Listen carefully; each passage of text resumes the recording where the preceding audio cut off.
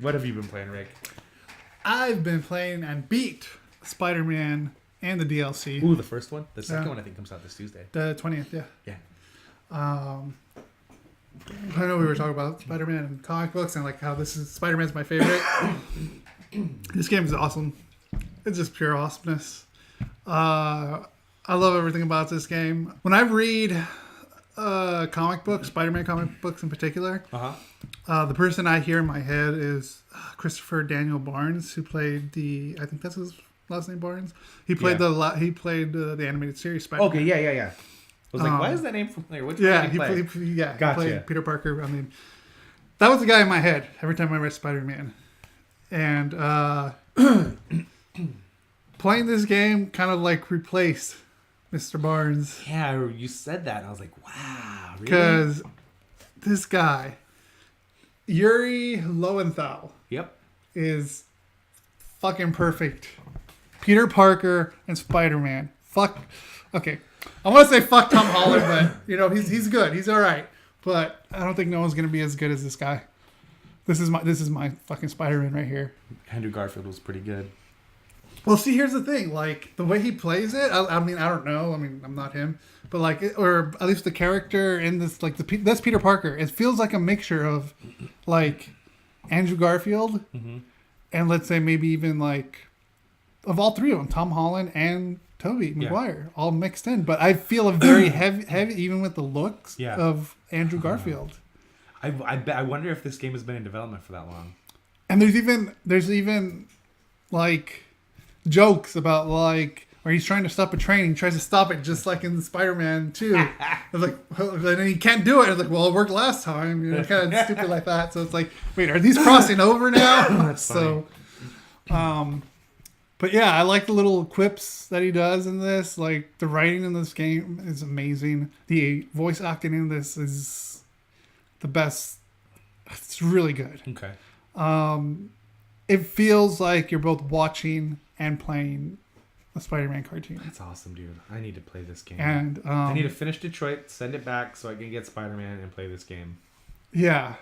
This game, spoiler alert, probably my game of the year. I fucking guessed. So I saw that you got 100% of story completion. Yeah. Is that 100% of the... Did you platinum trophy the game?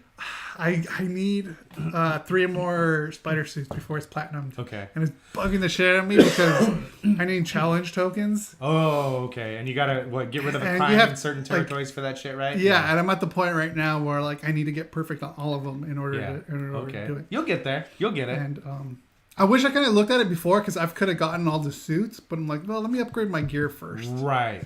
And I thought maybe there's a trophy for that. There wasn't a trophy for upgrading gear. Really? No. Oh. I think there was like one, maybe. I don't remember, but like I thought there was gonna be like a gold or something Yeah. But Has no. there been so upgrade your suits or get your suits before you get upgrades. I told you get upgrades. I told you, man. Go to pstrophies.org and check it out, dude. I did. Okay. Yeah, but that's the only one I need to get platinum on it.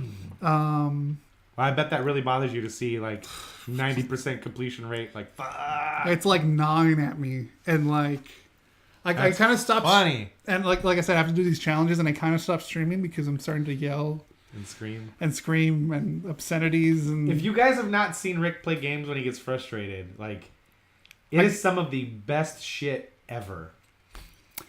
I was like ready to throw my controller at the TV, rage. Like, I had known Rick for a few years already, and like had never really seen Rick get angry about things. And then Bryce and I one night talked him into getting Burnout Paradise because he didn't like driving games. But we were telling him like, no, this is more of like we get together and hang out and drive around and play and have fun.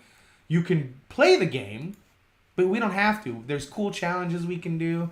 And then I think you ended up playing a lot of the single player also because you just liked how the game felt.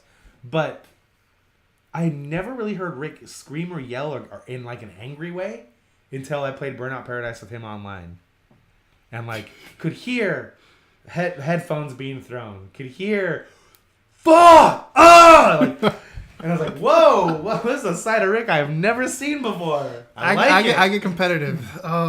So yeah, I love all the missions. The side missions are great. Some of the side missions are kind of silly, but in a good way. Right. like you're helping this homeless man who has pigeons, and he lost like 12 of his pigeons, and you have to like go collect them. It's stupid, but it's fun. Yeah, it's fun. It's fun. But yeah, some of the challenges in there are pretty difficult. Took me a while to get the controls down, but once you get the controls down, it's you got them down. How's flying through the city feel? Like, it's amazing. It's the best thing, dude. It's the best. It's the best web slinging I've seen in a game. Nice. He's hands down. That's cool. There's also like I've been learning little tricks here and there as far as getting around town.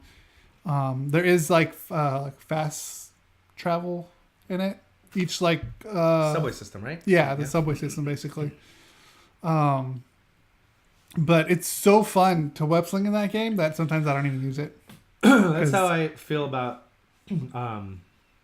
like with Red Dead. Like I enjoy riding the horse for whatever reason. I'm like there's no fast travel, and that's kind of something that kind of there's sort of a fast travel system, but you can't fast travel to any point you want to. It's like you can go from one place only to other places, but you can't go back to the place you started. But I don't really care because I enjoy riding the horse. I like the background. I like the scenery. I like the music. I enjoy the web slinging. It's amazing. And like you can do regular web slinging, and then like you got points where you can like zip to and then jump off of, give you like an extra speed. You can do tricks as you're web slinging. So like as soon as you let go of it, I think you press triangle and circle, and then you can start doing barrel rolls and like twirls and like backflips. It's amazing. But the controls are great. I love them. Like really, most of the thing that I love about this is the story. Okay. I'm a heavy story person, and this does justice to the Spider-Man comic. That's awesome, man. I can't wait to play this game. I'm so excited. This is like what I wanted in the Spider-Man movie. Yeah. I mean, because if you know me, like I liked Homecoming, but I didn't like it like everyone else did. Yeah. I felt like the stakes weren't that high. Right. You know, character-wise, I mean, like, because you know, even with like the first Raimi ones, like Peter Parker, there's always something that happens to him that he gets knocked down and has to find a way to pick himself back up again. Yes. I didn't feel that in the new one with Tom Holland, and with even the Andrew Garfield one, something's always. That definitely, that was a good balance of that too. But this video game just nails it on the fucking head so well. Like no matter how, that's kind of the thing about Spider-Man is like no matter how good he's doing, somebody always fucking puts their thumb on him. Yeah. Something always puts him right back down to the ground. Yeah, and like the way him and Otto Octavius are working together. Right, which is fucking crazy. Yeah, they're working together. They're trying to basically make limbs, basically for anyone who lost a limb. They can have like, you know, so which is great backstory to him having the octopus arms. Yeah, which is amazing. I can't. There's got to be like a major point where it's like, oh shit, we've been doing all this for bad and not for good. Yeah, and Osborn, of course, is behind all the funding and stuff like that, and. Like they talk about the neuro inhibitor for the octopus suit, like they did in Spider-Man 2. Yeah. Which altered the way he thought.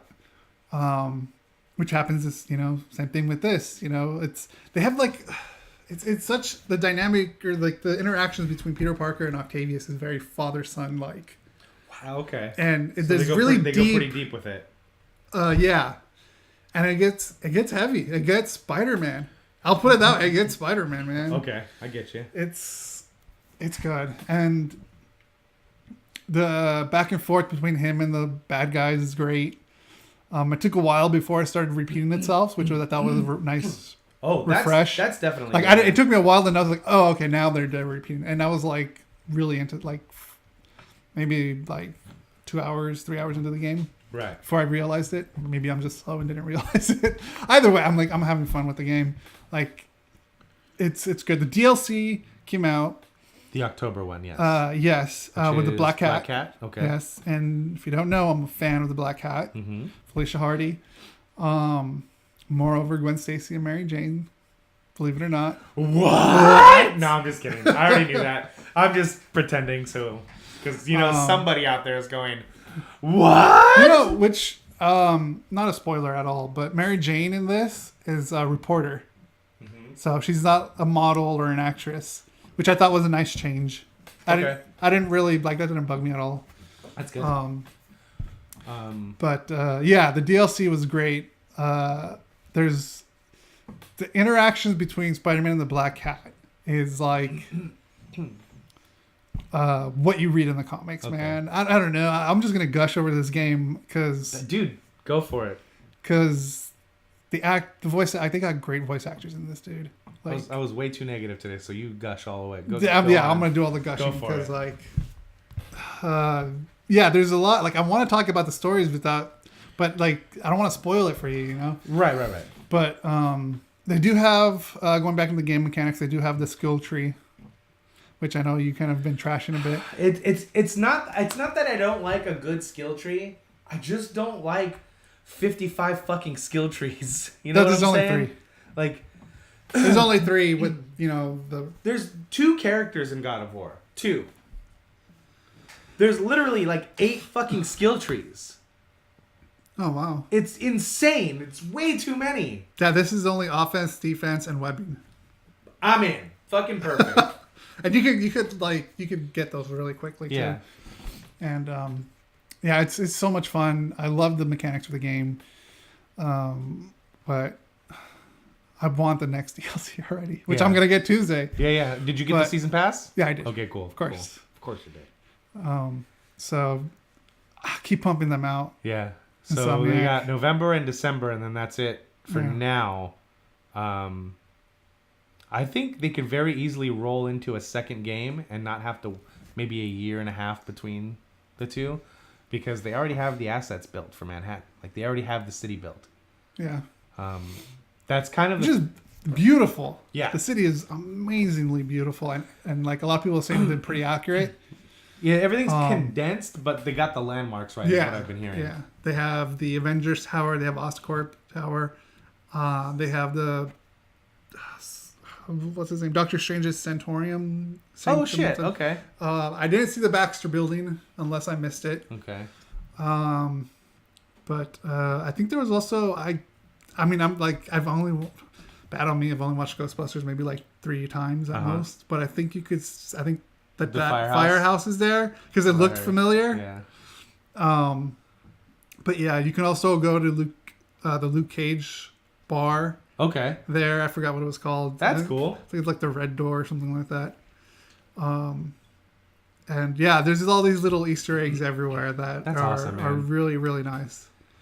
That's like, for me, that's like what they did with the Batman, with the Arkham games. Like, those games were... I've heard people kind of, not necessarily comparing it to it, but kind of talking how kind of similar they are. They've a lot of fan service, but not in like a, hey guys, remember that one thing from that one thing? Like, here it is. Like, they do it in a very nice, subtle way. This is exactly what I wanted in a movie. Yeah. Except this one's 45 hours long or whatever. Like, it's something like 20 hours to do this story or something like that. Maybe, but it's so good. It went by I think fast. Greg Miller said he did like 35 hours in the game or something like that. But yeah, I'm excited to play the game for sure. Yeah. I'm glad you love it. I am very excited to get it and play through it. Yeah. Yeah, all the actors in this, voice actors in this are great. The guy who played J. Jonah Jameson almost kind of sounds like J.K. Simmons, but it's not. But he does a really good job. He's like a alt-right podcaster or some weird shit, right? Yeah. That's amazing, dude. That alone. Yeah, he's a podcaster. It's very modernized. That makes me want to play the game now. I want to hear that stuff because I hear that I've heard and read in like reviews and stuff like that stuff is like some of the best writing in the game. It is. The rants that really he goes good. on. That's awesome. The Aunt May is great in this. Best Aunt May so far. I don't know. I haven't seen Homecoming, but Marissa Tomei. Just saying. She's too young to play Aunt May. She's too fucking hot to play Aunt May. There's a line in that too where Robert Downey Jr. says something. It's so hard for me to believe that she's someone's aunt. Yeah, well, we come in all shapes and sizes, you know. This walnut date loaf is exceptional. Let me just stop you there. Or no, I think that was Civil War where he said like, "Do all ants come this hot?" or something like that. But holy shit. Go out and get it if you haven't played it. DLC is amazing. There's some storylines in there that want to piss you off, but then twist and turn. Ugh, so good, so good. Cool. Okay, that's it. I'm done. All right. Aunt Bay, you mean? Good one, Bolo.